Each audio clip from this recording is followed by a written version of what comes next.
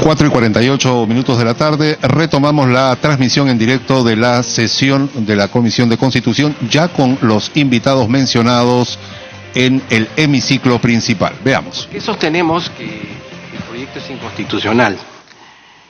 Cuando se elaboraron las dos primeras constituciones de la historia, la primera, la Constitución americana, la de 1787, y luego la Constitución francesa de 1791, en ambos textos quedaron marcados dos ámbitos muy concretos, el de la normalidad constitucional y el de la anormalidad constitucional.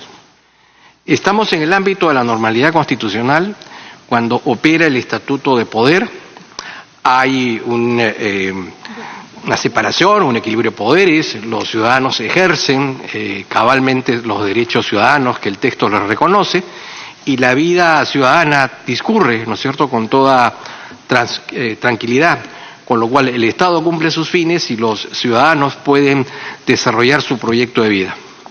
Sin embargo, las propias constituciones se han puesto en el escenario de una situación de crisis, una situación de anormalidad, de una situación ajena, digamos, a lo querido, a lo deseado por los constituyentes. En el caso peruano, el texto del año 93 se plantea varias hipótesis. El artículo 137 habla del régimen de excepción para el estado de sitio y el estado de emergencia. Es decir, cuando hay una guerra exterior, hay una guerra civil, hay una invasión, una rebelión, una sedición, un motín, hay una intranquilidad pública que afecta la paz ciudadana, o se produce una catástrofe. Una segunda posibilidad es que se produzca una crisis económica, y entonces el artículo 72 de la Constitución establece la posibilidad de que el Estado pueda afectar o limitar el ejercicio del derecho de propiedad de manera transitoria. Y aún hay una tercera posibilidad, que es el que se empodere a los ciudadanos para que de manera individual o colectiva puedan ejercer los derechos de insurgencia o insumisión cuando hay la quiebra o amenaza de quiebra del orden constitucional. Fuera de esas circunstancias, no cabe la posibilidad de que se puedan dictar normas de emergencia o el Estado pueda declarar un estado de emergencia. Y este es el caso. La hipótesis no calza en ninguna de los tres supuestos que la Constitución prevé. Lo segundo es que, ¿por qué se afecta la autonomía? La autonomía es una garantía constitucional, por la cual un órgano del Estado, en este caso un órgano constitucional, tiene la potestad de poder ejercer todas sus funciones, a autoadministrarse y a autorregularse de conformidad con la discrecionalidad que sus autoridades establezcan, teniendo como marco o como parámetro la Constitución y la ley. Y cuando el Tribunal Constitucional define lo que es una garantía institucional, dice que esta es un valladar, una salvaguarda, para que ningún acto o ninguna norma del Estado pueda afectar el contenido esencial de esa autonomía. Es decir, que se impida al ente, digamos, desarrollar por sí sus propias funciones, sus propias actividades, regularse por sí mismo. De manera equivocada se ha introducido la expresión autarquía, y la autarquía es otra cosa. La autarquía se da cuando hay una institución que no tiene una norma superordinante, es decir, no tiene sobre ella el mandato de una norma constitucional o de una ley orgánica. En consecuencia, se autorregula. Su capacidad de acción es la que deciden sus autoridades y las normas que ella establezca. No ese es el caso del Ministerio Público. Luego, declara la suspensión de las juntas fiscales. Y aquí no distingue entre buenos y malos porque en más de una ocasión se han hecho imputaciones de presuntos actos delictivos que tienen que ser previamente acreditados o probados, pero no se distingue entre buenos y malos. Y se declara que cesa la Junta de Fiscales. ¿Y por qué ese acto es inconstitucional? Sí, el presidente de la República ha hecho expresa mención del fiscal de la Nación y de los fiscales, dos fiscales adjuntos supremos. Pero no ha hecho mención ni del fiscal Sánchez ni de la actual fiscal de la Nación. Pero el proyecto de ley sanciona a los 5, ¿no? Entonces, a eso me refería. ¿Y por qué esta decisión establecida en el proyecto es inconstitucional? Porque la propia Constitución establece los mecanismos por los cuales un alto funcionario, como es el caso de los fiscales supremos, puede ser separado o suspendido. Y esos supuestos son los siguientes: comisión de falta grave prevista en la ley orgánica del Ministerio Público, que no es el caso. Segundo, la determinación de la comisión de una infracción constitucional establecida por el Congreso de la República, cosa que tampoco se ha dado. Y en tercer lugar, la determinación de la comisión de un acto delictivo en el ejercicio de la función previo acto de acusación constitucional, ¿no es cierto? Entonces, no se ha utilizado ni se ha consumado ninguno de esos procesos y, sin embargo, se le suspende. Y en este caso hay una, obviamente, afectación de los derechos fundamentales. En tercer lugar, el proyecto no resuelve el tema de fondo, que ya eventualmente habría sido solucionado por el propio Ministerio, cuando en el ejercicio de sus competencias y dentro del marco de sus propias normas se ha autodeclarado en emergencia. El tema de fondo del Ministerio Público es el problema del cumplimiento de sus objetivos. Y para ese efecto se requiere un proceso de reestructuración y de reorganización. Se requiere establecer una nueva armazón institucional y se requieren nuevos modelos para el cumplimiento de los fines que la Constitución le señala. Y eso solo puede hacerse mediante ley orgánica. Tanto es así que ya el propio Ministerio Público, consciente de esas limitaciones, de esas debilidades, había presentado al Congreso de la República un proyecto sobre la materia. Y la fiscal de la Nación encargada, el día de ayer, acaba de anunciar que va a presentar un proyecto sustitutorio. Entonces, el tema de fondo es ese, y no el otro que estaba plagado de inconstitucionalidades, pero que además ya ha sido solucionado. Entonces, yo diría que, en principio, el proyecto de ley del Poder Ejecutivo está medio muerto, porque gran parte de su problemática ha sido solucionada. Y solo, para no quitar el tiempo a mis demás colegas, diré algo que me ha parecido sumamente extraño. Esta afectación de la autonomía no solo se ha dado en el marco normativo, sino en el marco fáctico, y no nos hemos dado de cuenta de algo muy grave. Recordarán que cuando el fiscal de la Nación, el ex fiscal de la Nación, el doctor Chávarri, determinó la salida equivocada, incorrecta por las circunstancias de los fiscales Vela y Pérez, se produjo una conferencia de prensa en donde estos fiscales, en una situación comprensible por las circunstancias, se declararon en rebeldía. El problema es que ese acto lo llevaron a cabo en una instalación pública que pertenece al Ministerio de Justicia. Es decir, el Ministerio de Justicia facilitó sus instalaciones para que dentro de ellas se incitara, ¿no es cierto?, a un acto de rebelión institucional. Eso evidentemente dice poco del respeto a la Constitución y dice poco del respeto a las instituciones. Me ha llamado la atención que ese hecho haya pasado inadvertido, pero yo creo que el ministro de Justicia tiene que dar una explicación de por qué una oficina, una repartición de su dependencia sirvió para propósitos que eran ajenos para los cuales el Estado le ha brindado esas oficinas. Señora Presidenta, sí, por favor. Congresista Figueroa. Gracias, Presidenta. Disculpe, quisiera saber, ¿esa rebelión institucional es sancionable o no es sancionable? Nada más, es eso. Gracias, Me parece que las oficinas públicas no pueden ser las oficinas públicas no pueden ser utilizadas para esos fines, y menos cuando se trata de un conflicto que embarga o asola a otro órgano del Estado, ¿no? Entonces, no me parece que haya sido correcta la decisión de haber facilitado esas oficinas. Gracias, congresista Becerril. Damos la bienvenida al congresista Alberto Quintanilla Chacón. Congresista Becerril. Tu micro, congresista. La pregunta del colega Modesto Figueroa no me parece que iba por el tema del local que se prestó del Ministerio de Justicia, sino más bien el acto de los dos fiscales, digamos, es un acto inconstitucional o de otra índole que usted lo puede catalogar.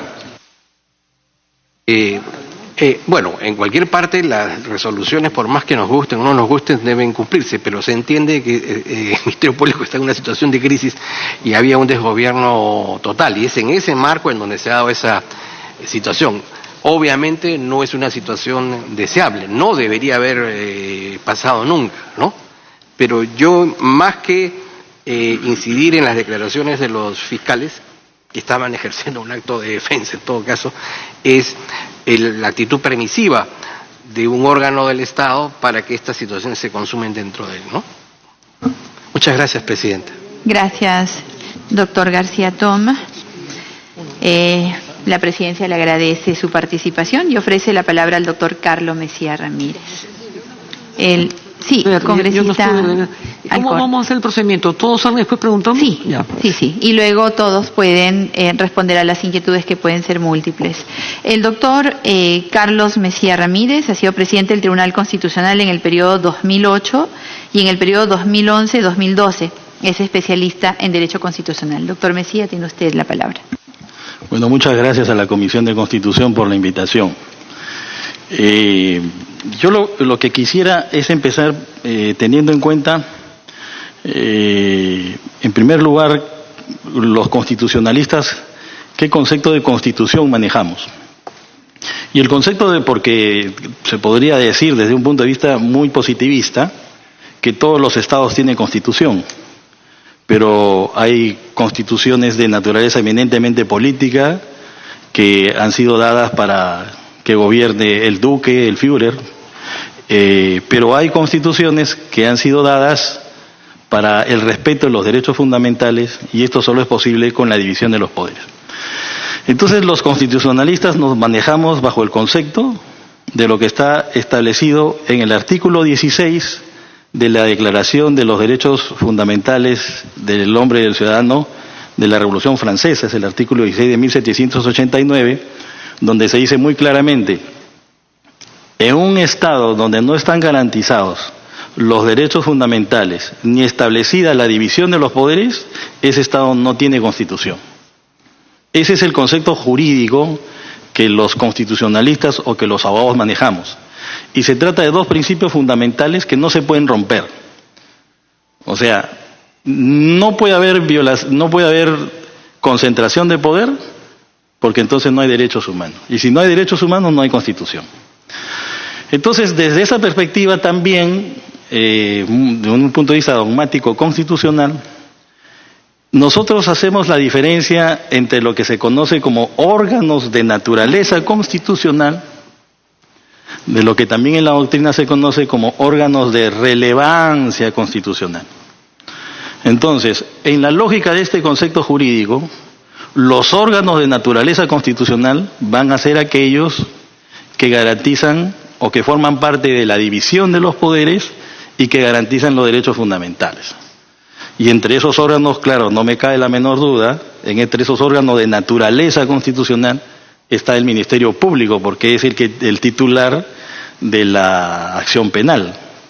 Juega un papel importante en el funcionamiento del poder jurisdiccional, ¿no? O sea, de la impartición de justicia.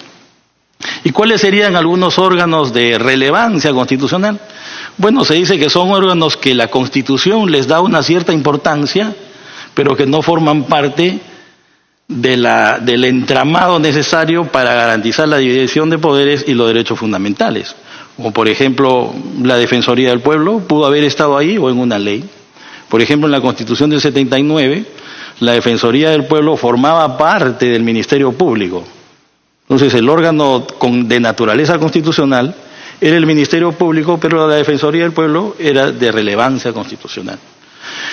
Indecopi puede ser un órgano de relevancia constitucional, el Banco Central de Reserva, a quienes la Constitución les entrega una relativa importancia, o sea, los menciona porque tiene una determinada importancia, pero no forman parte de la clásica división de poderes porque es ahí donde está el concepto jurídico de Constitución. Usted me tiene que garantizar la división de poderes. Entonces, para que haya esa división de poderes, esto solo es posible si los órganos de naturaleza constitucional son autónomos y son independientes. Porque si no son autónomos y no son independientes, entonces no hay división de poderes, no se trata de órganos con una naturaleza constitucional. ¿Qué es un órgano autónomo? Porque hay que hacer también la distinción entre autonomía e independencia, ¿no? La autonomía es la capacidad del órgano para autodeterminarse, o sea, para autorregularse. Por ejemplo, el Parlamento decide, desde el punto de vista autónomo, qué día sesiona, a qué hora. Esta comisión, en el marco de su autonomía, ha dicho sesionamos a las 4:30 de la tarde. En el marco de su autonomía, el Ministerio Público dice, ¿no es cierto? Bueno, vamos a tener 4 fiscalías penales, 2 en función de otras para familia. Eso es lo que podríamos llamar la autonomía.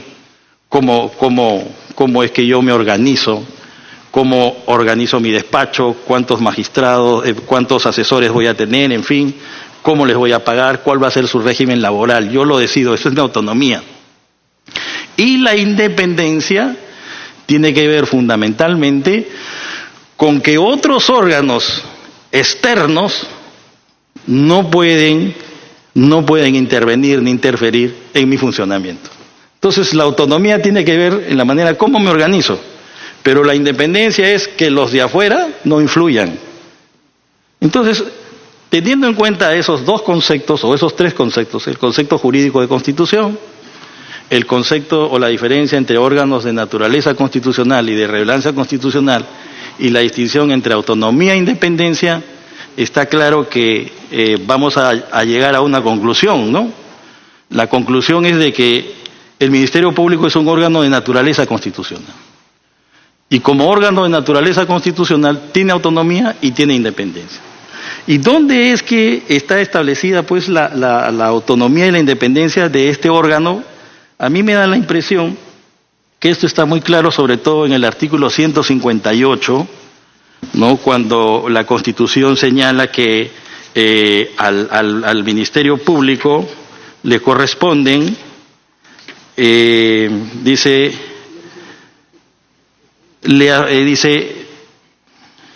el cargo de fiscal de la Nación dura 3 años y es prorrogable por reelección, etcétera.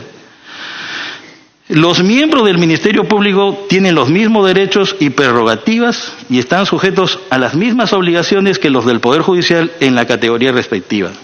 Les afectan las mismas incompatibilidades, su nombramiento está sujeto a requisitos y procedimientos idénticos a los de los miembros del Poder Judicial en su respectiva categoría. Entonces, la Constitución está prácticamente equiparando en cuanto a la autonomía y la independencia al Ministerio Público y el Poder Judicial en el artículo 158 de la Constitución. Porque además en el 158, en el párrafo de apertura, dice que el Ministerio Público es un órgano autónomo. Y dice, y es igual, tiene las mismas competencias, no las mismas competencias, los mismos requisitos, las mismas prerrogativas que el Poder Judicial. ¿Y cuáles son las prerrogativas del Poder Judicial, la parte de la autonomía y la independencia? Bueno, eso está claro, ¿no es cierto? Cuando, por ejemplo, ¿cómo es que pueden ser separados de sus cargos los miembros del Ministerio Público? Está clarísimo eso por la vía del juicio político en el artículo 99 y 100, aunque en el 99 y el 100, que habla del antejuicio y del juicio político, se dice que los fiscales supremos pueden ser separados de su cargo cuando cometen delitos en el ejercicio de la función. O sea, el fiscal supremo no puede ser separado de su cargo ¿no es cierto?, porque a alguien se le ocurrió que hay que poner en emergencia el Ministerio Público, ¿no? Esa no, la Constitución ha previsto.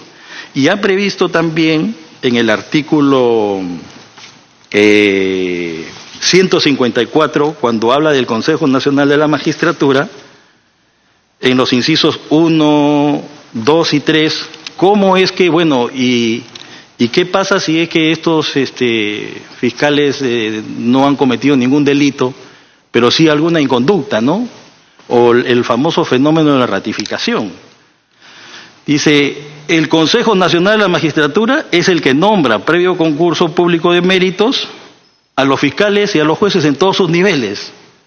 Entonces, ¿cómo es que el Congreso de la República, mediante una ley de emergencia, va a establecer un procedimiento que no está establecido en la Constitución, porque la Constitución le otorga esta competencia de nombramiento de los fiscales al Consejo Nacional de la Magistratura, que hoy en día tiene que ser la Junta Nacional? Entonces hay que regular o nombrar a los miembros de la Junta Nacional si es que queremos seguir el camino democrático para poder... El inciso 2, ratificar a los jueces y fiscales cada 7 años. Si algún fiscal en algún determinado momento, cuando cumple sus 7 años, a esta Junta no le parece, no le gusta, no lo ratifica. Y en el inciso 3, aplicar la sanción de destitución a los fiscales a pedido de la Junta de Fiscales Supremos, pero a los fiscales de todas las instancias, o sea, no están incluidos necesariamente aquí. Dice, aplicar la sanción de destitución a los vocales de la Corte Suprema y fiscales supremos a solicitud de la Junta de Fiscales Supremos. Entonces, ¿quién puede destituir a los miembros de la Fiscalía, según la Constitución? Es el Consejo Nacional de la Magistratura, la Junta Nacional de la Magistratura. En ausencia no se puede. O sea, la Constitución no se pone en el caso de que la Junta Nacional la Junta Nacional de Justicia no existe. Hay que convocar, hay que hacer todo lo que se tenga que hacer para que esa Junta Nacional entre en funcionamiento. Hay un vacío. El Congreso podría legislar, establecer, por ejemplo, una disposición transitoria, cuál es el tiempo, cómo se va a elegir a los miembros, pero no puede ser el Congreso el que destituya a los fiscales, porque la Constitución no le ha dado esa atribución, salvo por la vía del juicio político, pero cuando se ha cometido un delito en el ejercicio de la función. O claro, también cuando hay una infracción constitucional, pero ahí siempre hay un problema, que también es una discusión en la doctrina, es que no sabemos todavía qué es la infracción constitucional, y la Corte Interamericana y el propio tribunal en muchas sentencias ha señalado que las infracciones constitucionales tienen que estar previamente establecidas en la ley o en el reglamento del Congreso, que hasta ahora no se ha hecho. Hay otro problema, que pongámonos en claro, la política en nuestro país está yendo tan rápido que parece ser que ya estamos discutiendo sobre algo que no tendría razón de ser, porque parece que el presidente de la República ha dicho, no, ya esto es una cuestión del Congreso que lo vea. Pero ¿qué hubiese pasado si es que el Congreso hubiese dicho, nosotros no somos competentes para legislar, esto es inconstitucional? El presidente, vamos a ponernos en el caso que hubiese procedido a cerrar el Congreso. El presidente de la República no hubiese podido dictar esa ley.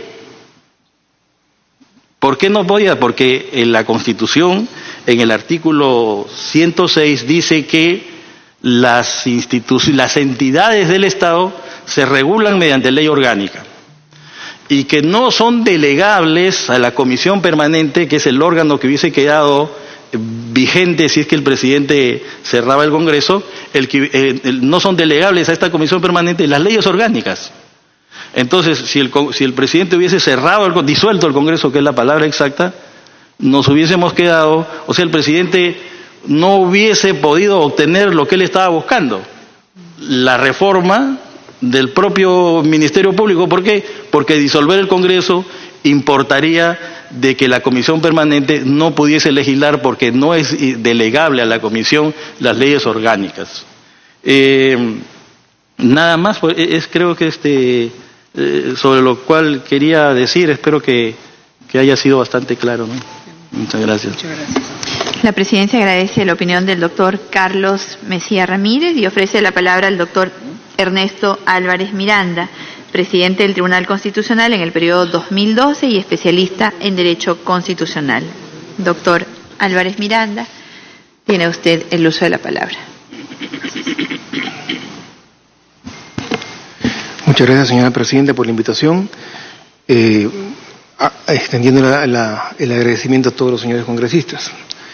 Yo suscribo todas y cada una de las manifestaciones efectuadas por Víctor García Toma y por Carlos Mejía, cosa rara en el derecho constitucional porque, a diferencia de otros derechos, donde los códigos y las leyes de desarrollo de los propios códigos y su interpretación ha sido básicamente un terreno pacífico, o sea, se sigue casi con algunos matices, casi al pie de la letra, las corrientes principales en el derecho civil, en el derecho penal, etcétera, con algunos matices. En el derecho constitucional, a diferencia, siempre surgen no dos posiciones, sino hasta 3 o 4, como ustedes se han podido dar cuenta. Nunca, o casi nunca, hay coincidencia entre 2 o 3 especialistas en el derecho constitucional. Las circunstancias han hecho de que pueda yo suscribir todas y cada una de los dichos de Víctor García Toma y de Carlos Mejía, habiendo escrito cosas diferentes, en perspectivas diferentes. Y eso dice mucho de el tema que estamos ahora analizando. Prácticamente ha habido un consenso unánime en la academia en señalar que este proyecto era en sí mismo inconstitucional, aunque tuviese un buen objetivo, una buena finalidad política. Era muy difícil encontrar una opinión que se arriesgara a avalar técnicamente este proyecto. He leído por ahí que encontraron 2 o 3 personas, pero que básicamente dieron una posición más política que académica. Y quería referirme muy rápidamente a este tema. ¿Cómo yo hubiera podido encontrar una salida y decir que el proyecto era constitucional? Tratando de confundir a la gente de que la modificación o el objeto de la modificación era la ley orgánica y no la Constitución. Es obvio, por lo que han dicho mis colegas, de que lo que se está modificando no es solamente la ley orgánica, es la Constitución, que determina en forma taxativa y clara cómo es que se eligen a los fiscales, cómo que eligen los fiscales supremos al fiscal de la Nación. La otra vía, de repente, hubiera podido ser, como incluso algún ex magistrado del tribunal intentó hacerlo, tratar de justificar la declaratoria de emergencia bajo el test de proporcionalidad. Y decir, en este caso, hay una situación de suma gravedad y la medida es necesaria, es idónea y es proporcional en sí misma. También, solamente por idoneidad se cae. O sea, no puede ser la medida más extrema, la de intervención por encima del mandato constitucional, la menos gravosa. No sé si me dejo entender. En el derecho constitucional siempre se avala, se permite, se promueve de que ante una circunstancia grave se pueda tomar una medida, una decisión, algo que posiblemente no esté demasiado a tono con la legalidad, pero sí es constitucional en la medida en que es la medida menos gravosa, o sea, la que menos afecta los derechos, la que menos afecta la constitucionalidad de la norma, la que menos afecta a la sociedad en su conjunto, la estabilidad, la predictibilidad, etc. En este caso, no resiste el test de proporcionalidad porque la medida es la más gravosa. Y en el fondo, todos los estudiantes de Derecho se han dado cuenta, algunos a favor del presidente, otros en contra, de que en el fondo el presidente ha sido mal asesorado. Por A o B motivos, de pronto por la cantidad de proyectos de ley que han tenido que redactar en de las diversas materias y la urgencia del momento, definitivamente el presidente, que no es abogado, ha sido mal aconsejado y por tanto hace bien en ahora tratar de señalar políticamente de que este proyecto presentado no lo retira porque obviamente el gesto político sería negativo. Este proyecto presentado debe pasar como un insumo para el debate de la ley orgánica del Ministerio Público, para la ley orgánica de la misma Junta Nacional de Justicia y de esa manera sanamente se deja de lado, se archiva fácticamente, políticamente, este proyecto que en sí mismo hubiera sido muy negativo. ¿Por qué negativo?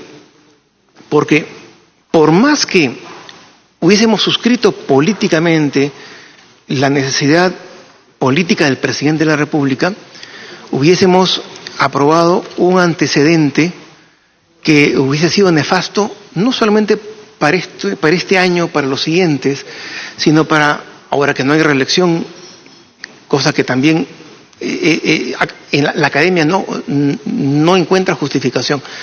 Pues bueno, ahora que no hay reelección, para los siguientes plenos del Congreso, para las siguientes composiciones del Congreso, hubiera sido terrible dejar este antecedente de que por motivos políticos, posiblemente hoy avalados por el grueso de la opinión pública, pero de pronto en el futuro no tanto, una prensa dividida, partidos políticos con opinión dividida, hubiesen observado una lucha ya frontal entre opciones políticas, teniendo como campo de batalla organismos jurisdiccionales, organismos propios del sistema judicial, de la administración de justicia. Y eso es sumamente grave y felizmente las circunstancias han hecho, Dios apremia pero no ahorca, las circunstancias han hecho que se pueda superar esto sin cometer ese desatino, ese error. Yo quería referirme al artículo 16 de la Declaración Francesa de los Derechos que ha sido mencionada por Carlos Mejía en forma acertada. La Declaración Francesa tiene una expresión innovadora que posiblemente sus suscriptores, sus redactores, no se dieron cuenta en ese momento. Ellos hablan, parafraseándolos, de que si no hay derechos, si no se respetan los derechos y si no hay una garantía efectiva de la separación de poderes, no hay constitución. Hoy en día, al leer eso, entendemos que por constitución no es solamente el orden democrático, que es posiblemente el primer piso del Estado constitucional de derecho, sino que estamos viendo, hoy en día, damos esa lectura de que si no hay separación de poderes, no existe constitución en el sentido jurídico del término. O sea, no hay respeto por la norma fundante de la nación. ¿Y qué tiene que ver eso? ¿Cuál es la diferencia? Es que una cosa es el aspecto democrático avalado por las elecciones y que ustedes congresistas están obligados a respetar, porque cada uno representa al mismo tiempo a la totalidad de la sociedad peruana en su condición de congresistas de la República, pero al mismo tiempo por mandato político están también obligados a respetar a sus propios electores, a los cuales en otras democracias van a acudir para ratificar su confianza sirviendo los intereses y tendencias de sus propios electores. Ese juego democrático que es necesario se complementa en un Estado constitucional de derecho con el respeto a los principios y valores que hizo alusión Víctor García. Por encima de la democracia hay un conjunto de principios y valores que están más allá de las necesidades políticas urgentes, temporales, coyunturales. Entonces yo entiendo perfectamente, me ha tocado integrar un tribunal constitucional que tuvo en su interior también conflictos, por supuesto. Entonces yo entiendo que quienes representan a diferentes opciones políticas con toda legitimidad también sufran la confrontación, la necesidad de obtener instrumentos rápidos, expeditos, urgentes, para responder a necesidades políticas. Pero siempre hay que tener en cuenta que por encima de la coyuntura están los principios y valores constitucionales que no soportan la posibilidad de ser menoscabados por la coyuntura. Y esto dicho porque ustedes van a tener también en sus manos el reto grave, inmenso, de que en muy poco tiempo, casi sin lugar a reflexión, van a tener que hacer la ley orgánica de la Junta Nacional de Justicia, la reforma que ojalá sea a profundidad. Tengo dos proyectos de reforma que son puntuales, referidos básicamente a la Junta de Fiscales Supremos para salvar una coyuntura, pero en realidad, como ya se ha dicho ampliamente, la Ley Orgánica del Ministerio Público es de 1981 y, por ejemplo, decía que el fiscal de la Nación juraba ante el Presidente de la República, porque en realidad el Presidente de la República designaba al fiscal de la Nación. Entonces ya es momento de que darnos un poco de tiempo, quizás recurrir a la academia para una ayuda más rápida, para hacer ambos procesos. Hay que hacer una ley orgánica del Ministerio Público actualizada en su integridad, prácticamente una nueva ley orgánica, que recoja las necesidades actuales. Por ejemplo, tiene que haber un fiscal supremo especializado y específico para lavado de activos, otro fiscal supremo específico y especializado en lo que son delitos económicos, que no son necesariamente fundibles, esa palabra está mal empleada, pero no son necesariamente, no se pueden poner en el mismo maletín que el lavado de activos, porque en delitos económicos hay una inmensa cantidad de procesos y de investigaciones por ejemplo, alcaldías provinciales, alcaldías distritales, gobiernos regionales, que no tienen que ver con el lavado de activos. Y el lavado de activos ya de por sí es también un inmenso campo complejo, de muchos menos casos, pero mucho más complejo. Por tanto, incluso la nueva fiscal en la mañana, el fiscal de la Nación, se refería a la también posibilidad de que un fiscal supremo se dedique exclusivamente a lo que es violencia contra la mujer y protección de la familia en general. Y también es loable, también es posible. Entonces, hay que hacer una reforma, pero en la medida de lo posible, en la medida de las posibilidades, respetando los valores y principios de la Constitución y invocando a todos y cada uno de ustedes que puedan salvar la coyuntura, salvar la inmediatez, que entiendo, obviamente también tienen que considerar y respetar, pero lo que la sociedad y las circunstancias les demandan es sumamente inmenso. 2 leyes esenciales, fundamentales, en muy corto lapso, pero lo van a tener que hacer. Pero mi invocación es que lo hagan lo mejor posible en un nivel integral, en un nivel, si se quiere, no susceptible de enfrentamiento, de ver, pero si yo apruebo este artículo, a ver qué fiscales supremos encajan en este artículo hoy día, este mes, y en febrero de repente encaja otro con este artículo, entonces cambio la ley orgánica futura y la condiciono a la inmediatez. Y eso, al final de cuentas, puede significar